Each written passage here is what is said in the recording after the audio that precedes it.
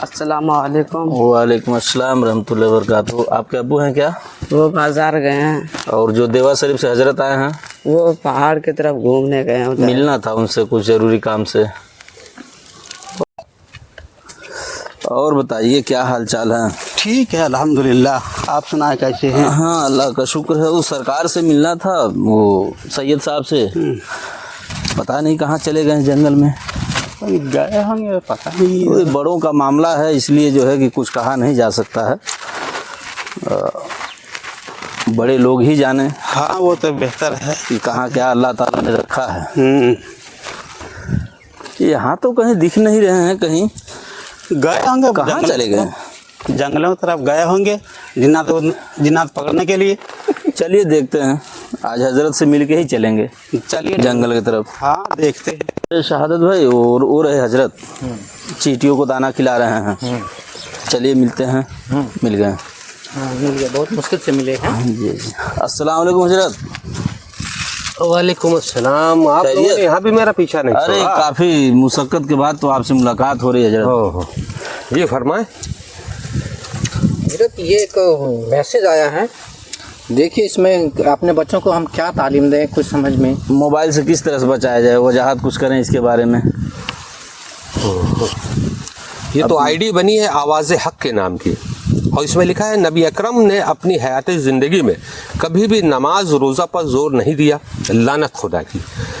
جس نے یہ لکھا ہے، تاریخ گواہ ہے جو تمام اصحاب صفہ تھے جو نماز نہیں پڑھتے تھے، اسی وجہ سے عمر چڑھتا تھا۔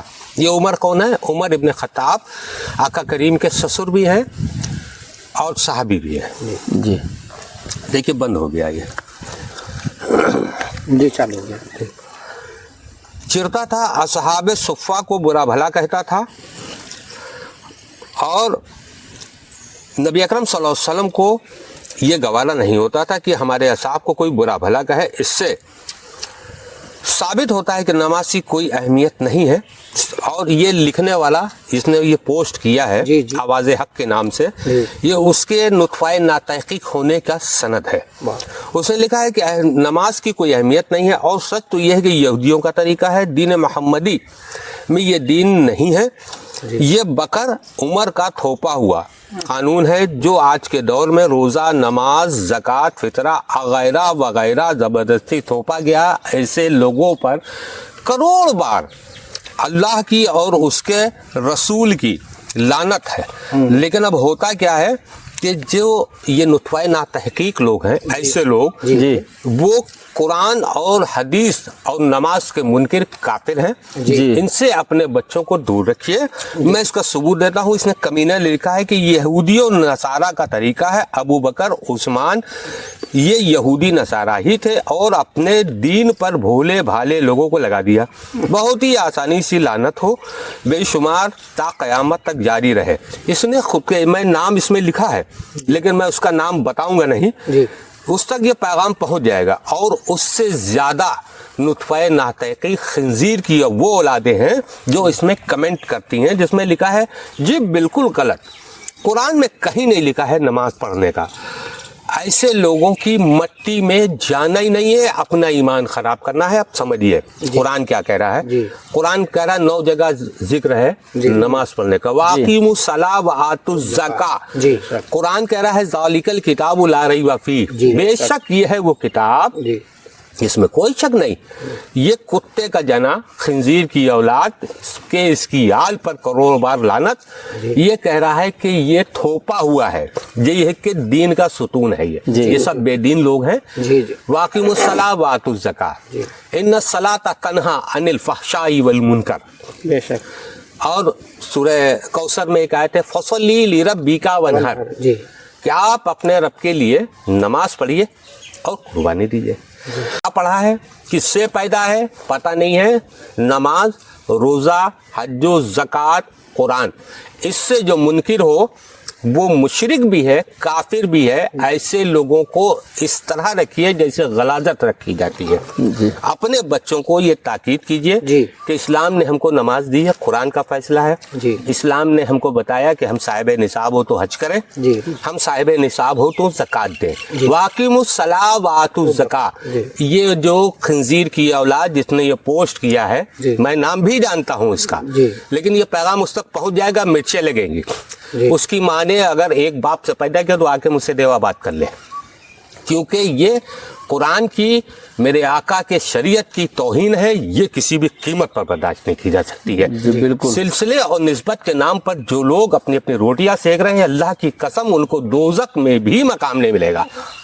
तो इसलिए अपने रब की रुबूबियत, अल्लाह की ज़ात को एक मानना, इमामुल अंबिया सरवर कौनो मकान को अपना नबी मानना और उनके हुक्म पर चलना, जी। यही सुन्नत तरीका है। अब ये कौन सी इब्लीस की सुन्नत अदा कर रहे हैं, ये अबुल खबाइस की सुन्नत अदा कर रहे हैं, किसकी पता नहीं है। इनकी कैटेगरी समझ में आ गई। जी। ये जो वीरानी आप देख रहे हैं खूबसूरत, मैं इसलिए इधर चला आता हूँ। एक तो यहाँ इस्तग़फ़ार होता है, दीन दुनिया से किनारे होते हैं, तौबा करते हैं, मेरा रब हर जगह सुनता है। लेकिन ये अकेला होता है, हम होते हैं, मेरी गुनाहगारी, मेरी सियाकारी होती है, मेरा रहीम और करीम होता है। हम जब उसके हुजूर में दस बस्ता सर रख करके गुनाहों की माफ़ी मांगते हैं, अल्लाह की कसम वो माफ़ कर देता है। लेकिन ऐसे लोगों को माफ़ नहीं करेगा। जी। इससे फतवा लेने की जरूरत नहीं है, सीधा है। नमाज रोजे से जो मुनकिर हो, कुरान के अहकामात से मुनकिर हो, वो काफिर काफिर काफिर है, वो किसी भी अकीदे का हो। इसलिए ऐसे लोगों को बिल्कुल बिल्कुल गलीस के तरह बाइकाट कर देने की जरूरत है। बाद से कुछ करना ही नहीं है। देखिए, जिसको मारना हो उसको नजरअंदाज कर दीजिए, वो खुद मर जाएगा। जी। ये जैसे कुत्ते लोग कितने हैं भैया, सोशल मीडिया पे अपनी औकातें डीएनए बताना बहुत आसान हो गया। अब डीएनए समझ लीजिए किसकी औलाद है, आप डीएनए करा लीजिए, लिख के देता हूँ उसके बाप का डीएनए मैच नहीं करेगा, क्योंकि कुरान कह रहा है मेरे नबी से बगावत हरामी है वो शख्स। जी। तो इसलिए ऐसी चीज़ों से परहेज कीजिए। हमारे लिए कुरान और आका करीम और आले अतहार ये काफ़ी है। अल्हम्दुलिल्लाह हम वारिसे आलम नवाज ये ग़ुलाम हैं जो पंजतनी चिराग है।